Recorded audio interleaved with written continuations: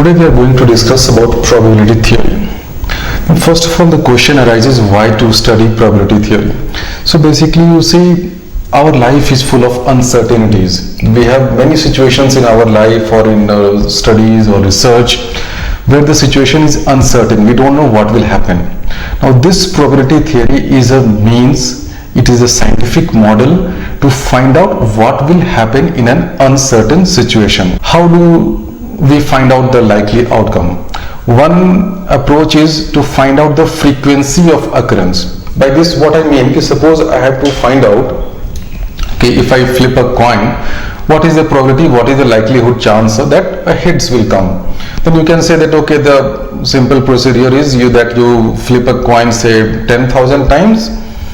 So what I will do, I will flip a coin say 10,000 times, and suppose I get that, okay, 5,500 times head is coming and the remaining 4,500 times tails is coming. Then I will say that, okay, the probability of head is 5,500 divided by 10,000, that is around something like 55%, or if you write it in terms of probability, it will come with probability of head will be 0.55 and probability of tail will be 0.45. So this is one approach, this is one way by which we find probability, the chance of an event happening. That is, you do it n number of times and let this n be a very, very large number so that we get a reasonably good estimate of the probability.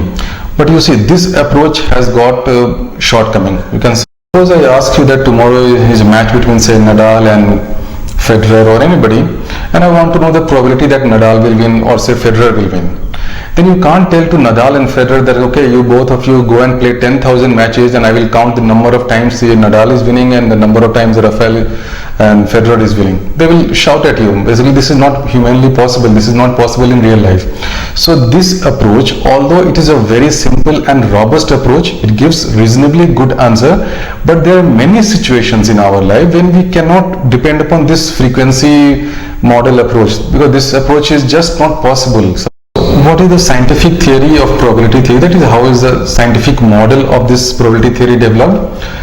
What you do, there is an experiment like flipping of coin or rolling a dice. Now this experiment will result in certain number of outcomes. So a collection of all these outcomes, that is the set of all possible outcomes, that is called a sample space. Now out of all these possible outcomes, suppose I take a set of these outcomes here. So this is a set. Now this set is called an event A. This is another event, so it is event B. So till now what we have done? We have conducted an experiment. Suppose my experiment is rolling a dice. So if I am rolling a dice, my outcomes will be 1, 2, 3, 4, 5, 6. So these 6 outcomes will make my sample space. Sample space is denoted by this omega symbol. Okay, so this is my omega. Okay, now out of this sample space, suppose I have taken certain collection of outcomes. So let's call this event A. Now the probability theory says that what will be the probability or the likelihood of this event happening. So this likelihood will be given by a number called PA. For likelihood of B will be given by number PB. Now this PA and PB, they are the probability. They have to follow certain law that we will see in subsequent slide. So this is very clear. In this scientific model of probability theory, you have one experiment. Experiment leads to outcome. Outcome, the collection of outcome is sample space. Then a certain event A, B, which is a subset. Rather, this event A can be called as A is subset of omega. Similarly, you have another B that will be a subset of omega. So these are events. Each A and B will have a number called P given by the probability law. So what are the elements of a probabilistic model? There has to be a sample space, which is the set of all possible outcomes of an experiment, and the probability law, which assigns to a set A of possible outcomes, this set A or set B, which is also called an event, a non-negative number PA called the probability of A, that encodes our knowledge or belief about the collective likelihood of the elements of A. So what is this probability law is doing? A, that is P, it is actually whatever information knowledge we have got about the likelihood of this event happening, that knowledge is given a mathematical number. You assign a number. Now that number has to be non-negative. That is one of the axioms of probability which we will see in the next slide. So it has to be a non-negative number, and this PA is assigned to each and every event. Okay. The probability law must satisfy certain properties to be introduced shortly. I will introduce in next slide. Now what is an event? An event A is a subset of the sample space omega, which I had shown in last slide. Now this sample space has certain properties. Now what is that sample space? We know that sample space is the list of all possible outcomes. Now this list must be mutually exclusive and it should be collectively exhaustive. These two terms look very intimidating to a newcomer, but they are very simple. What it means by mutually exclusive means, suppose I do an experiment. Okay, suppose that famous experiment of rolling a dice. Okay, so I am rolling my dice. What will be the outcomes? 1, 2, 3, 4, 5, 6. By mutually exclusive, I mean that only one outcome can occur at one point of time. So that, suppose I am rolling a dice, so either I will get 1 or I will get 2 or I will get 5. 1 or 2, this is not one of the any possible outcome. You cannot say that okay, I will roll a dice and either 1 or 2 will come. That's not possible. So this is the meaning of mutually exclusive. It means that suppose these are my events, then there has to be no intersection. Okay, when we talk in terms of set theory, then mutually exclusive means that they are disjoint sets, meaning they don't have any intersection. But since here we are talking about discrete outcomes, single outcomes, basically this mutually exclusive means that when you conduct an experiment, you will get that outcome. That outcome should be unique. There should be no ambiguity in the outcome. You cannot say that okay, I am flipping a coin and maybe it may be head also, tail also. After conducting this experiment, either head or tail has to come. Okay, that's before experiment you can say that okay, I may get head also or tail also. But once you have done the experiment, your outcome has to be a head or a tail. Your outcome after rolling dice has to be 1 or 3 or 4 or 5 or 6 or 2. So this is meant by mutually exclusive.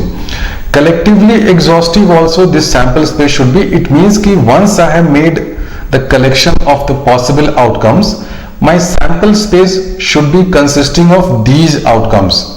So that suppose once you do the experiment, you can get only out of these 6 outcomes. Suppose you are rolling a dice, you cannot get say 10 or 20 or 30.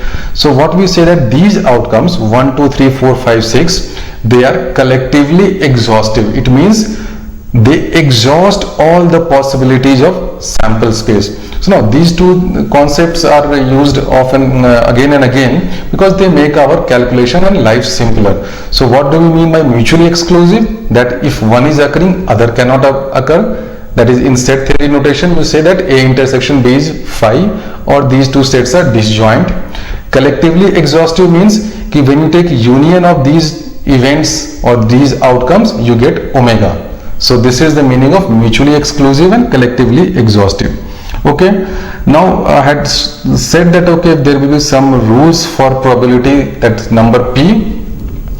These rules are called as probability axioms. Why? Because the theory itself says that okay, these are given things like the basic building block. These 1, 2, 3 are the basic building block of modern probability theory. Any law, any subsequent rule, any subsequent theorem of probability can be derived from these 3 theorems. Number 1 is PA greater than or equal to 0. That is very simple because the probability should be a non-negative number. Okay. Additivity. What does it say is that suppose I have got 2 disjoint events. Suppose this is my A, this is my event B. Okay. These are disjoint. Disjoint meaning that A intersection B is a null set. Okay. Then the probability of A union B will be this PA plus PB. Okay.